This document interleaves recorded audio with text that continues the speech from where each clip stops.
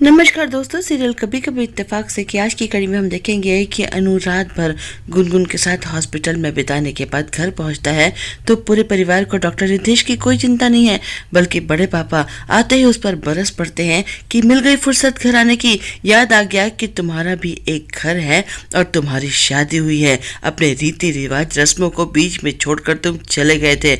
अनुभव कहता है कि मुझे जो सही लगा मैंने वही किया और आगे भी मैं वही करूँगा जो मुझे ठीक लगेगा। बड़े पापा एकदम से बिगड़ जाते हैं, कहते हैं एक तो गलती करते हो, ऊपर से जबान लड़ाते हो। बड़ी माँ एकदम से आती हैं, बीच बचाव करती हैं, कहती है आप उस पर नाराज मत होइए ना, आपको तो पता है कि हमारा अनु कैसा है, किसी को तकलीफ में नहीं देख सकता है। सरगम भी कहती है कि अनु का स्वभाव तो बचपन से ही ऐसा है, वो तो हमेशा जब भी किसी को मुसीबत में देखता है तो भागा चला जाता है। चाची कहती है आकृति को तो देखो, बेचारी पूरी रात से तुम्हारा इंतजार करी है, कितना मुंह उतर गया है। आकृति कहती है कि मेरी जिंदगी का सबसे खुशनुमा दिन आपने स्पॉइल कर दिया, मुझे छोड़कर चले गए। अनुभव एकदम से बिगड़ जाता है, कहता है कि शादी हो गई इसका मतलब ये नहीं कि मैं तुम्हारे इशारों पर नाचता रहूंगा। गोलू चाचा कहते हैं कि अनु ने हमेशा सही का साथ दिया है और आज भी वो वही कर रहा है। चंद्रू जी बात को संभालते हैं और कहते हैं कि चलो जो हुआ सो हुआ, अब अनु घर आ गया है तो अब मुंह दिखाई की रस्म तो पूरी कर ले। गोली बुआ भी कहती है कि हाँ अब रस्में पूरी कर लेते हैं। अनु तैयार होकर आता है, आकृति के साथ बैठ जाता है, मुंह दिखाई की रस्म पूरी की जाती है। आकृति अपना गिफ्ट खोलकर देखती है, देखकर बहुत खुश होती है, लेकिन अनु का मन वहाँ नहीं लग रहा है। वो उठकर जाता है, गुनगुन को फोन कर रहा है, लेकिन गुनगुन फोन नहीं उठा रही है। आकृति के साथ पूरा परिवार सेल्फी ले रहा है। इधर गरिमा जब घर पहुंचती है तो उसका हस्बैंड उस पर बिगड़ते हुए कहता है कैसी माँ हो तुम, अपनी बेटी की शादी की जरा सी भी फिक्र नहीं है, भाई के सीने में जरा सा दर्द क्या हुआ सब कुछ छोड़ छाड़ कर भाग गई। अरे वही भाई है जिसे तुम्हें धक्के मारकर घर से निकाल दिया था और हमने तुम्हें सहारा दिया है, इस घर में आसरा दिया है। गरिमा कहती है कि मेरे भैया को हार्ट अटैक हुआ है, कोई छोटी मोटी बात नहीं है, लेकिन उसकी सासू माँ भी उसे डांटती है, कहती है कि मायके का ऐसा भी क्या मोह है कि जरा सी भी अपने ससुराल की फिक्र नहीं है, एक आवाज आती नहीं है कि भागी चली जाती है। अरे यही तेरा घर है। शंकर यानी कि गरिमा का हस्बैंड कहता है कि मत भूलो कि ये मेरा घर है और तुम अगर अपनी हरकतों से बाज नहीं आई तो ये घर छोड़कर जा सकती हो। गरिमा कहती है कि मैंने अपना सामान पहले ही पैक कर लिया है, मुझे यहाँ नहीं रहना है, मैं सिर्फ आकृति की पगफेरे की रस्म के लिए आई हूँ, चलिए रस्म पूरी करते हैं। गुनगुन को डॉक्टर्स उसके पापा के पास लेकर जाते हैं। गुनगुन अपने पापा को देखती है तो खुद को संभाल नहीं पाती है, कहती है कि पापा ये चीटिंग है, आप मुझे अकेला नहीं छोड़ सकते हैं, आपने तो मुझे कभी अकेला नहीं छोड़ा, जब मैं स्कूल जाती थी मैं कितना रोती थी, आप मेरी क्लास के बाहर ही बैठे रहते थे, जब आपने मुझे कभी नहीं छोड़ा तो आज इतनी बड़ी दुनिया में मुझे अकेला छोड़कर कैसे जा सकते हैं।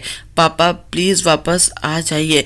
वो बहुत रो रही है, सारी नर्स डॉक्टर उसे संभालने की कोशिश कर रहे हैं। डॉक्टर्स कहते हैं कि गुनगुन बेटा खुद को संभालो, तुम्हारी फैमिली को इन्फॉर्म करना पड़ेगा।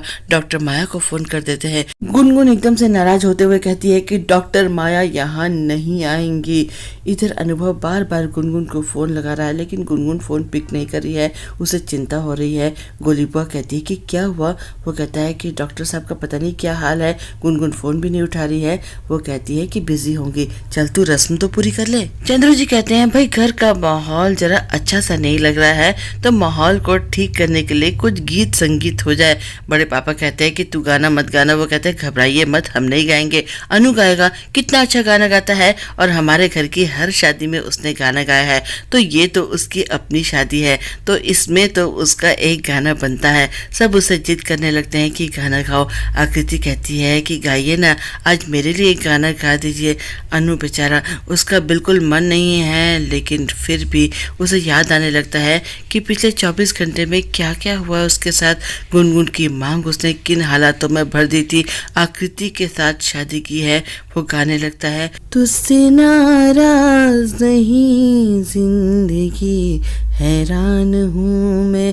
अपने दिल का सारा दर्द अपने गाने में उड़ेल देता है, लेकिन उसके दर्द को कोई नहीं समझता है सिवाय गोलू चाचा के। पूरा परिवार तो उसके गाने पर तालियां बजा रहा है। इधर गुनगुन को संभालना बहुत मुश्किल हो रहा है। डॉक्टर्स उससे कहते हैं कि गुनगुन बेटा, यहाँ तुम्हारे परिवार का कोई और सदस्य नहीं है, तो तुम्हें कुछ फॉर्मेलिटीज़ पूरी करनी पड़ेंगी, कुछ पेपर साइन करने पड़ेंगे। गुनगुन को वहाँ से हटाने की कोशिश करते हैं।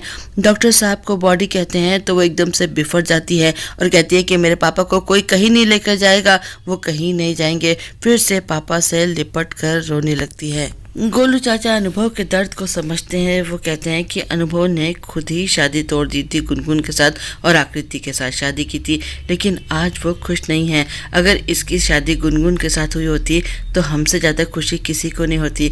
कितना सोचा था कि इसकी शादी में खूब डांस करेंगे, जी भर के खाएंगे, क्या पता था कि ऐसा हो जाएगा। युग नीति कोई भी खुश नहीं है। तभी गरिमा और शंकर पगफेरे की रस्म के लिए घर के अंदर आते हैं। अनुभव फिर से गुनगुन को फ़ोन लगा रहा है।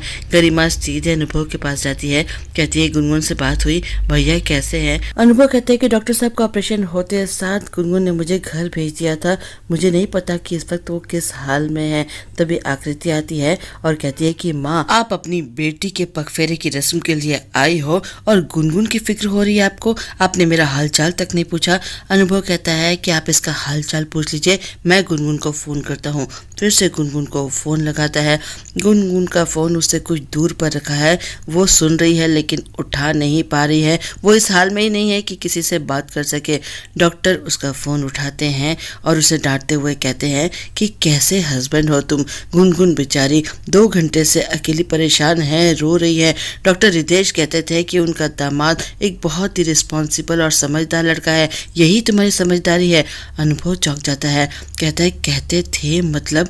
डॉक्टर बताते हैं कि डॉक्टर रितेश इज नो मोर। इस वक्त तुम्हें गुनगुन के साथ होना चाहिए था, लेकिन तुम कहाँ हो? अनुभव कहता है कि क्या मैं गुनगुन से बात कर सकता हूँ? डॉक्टर गुनगुन को फ़ोन देते हैं। गुनगुन रोती चली जा रही है। अनुभव कहता है कि गुनगुन, क्या तुम्हारे पापा? गुनगुन रोते रोते कहती है कि हाँ।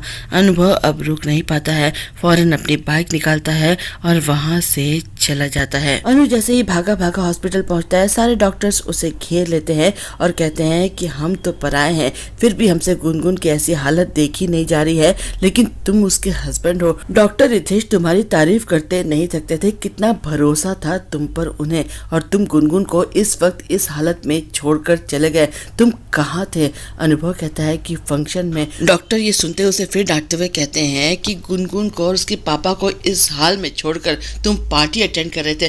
किस तरह के इंसान हो तुम? तुम्हारा लिबास बता रहा है कि तुम पार्टी में थे। अनुभव कहता है कि लिबास पर मत जाइए सर, दिल का दर्द किसी को नजर नहीं आता है। डॉक्टर कहते हैं कि यहाँ फॉर्मेलिटीज पूरी करनी है, रिश्तेदारों को इन्फॉर्म करना है। अब तुम ये सब कुछ करोगे या नहीं? बड़े पापा आकृति के पापा के साथ बैठे हैं। पगफेरे की रस्म जो होने वाली है, वो कहते हैं कि दामाद जी को भी बुला दीजिए। बड़े पापा युग से कहते हैं कि जरा अनु को बुला लाओ, लेकिन अनु कहाँ से आएगा, वो तो घर में है ही नहीं। बड़ी माँ बात को संभालते हुए कहती है कि रात भर का थका हुआ है, किसी कमरे में सो रहा होगा, लेकिन युग सब तरफ दिखाता है, अनु कहीं नहीं मिलता है। खुशी कहती है अपने हस्बैंड से कि बाहर भैया की बाइक तो चेक करिए। पता चलता है कि बाइक भी नहीं है। सब समझ जाते हैं कि वो फिर से हॉस्पिटल गया है। आकृति परेशान हो जाती है, बड़े पापा से लड़ते हुए कहती है, आपका परिवार अपने उसूलों और संस्कारों के लिए जाना जाता है, लेकिन क्या संस्कार और उसूल सिर्फ बहुओं के लिए है, बेटों के लिए कुछ भी नहीं। बड़े पापा को गुस्सा आ जाता है।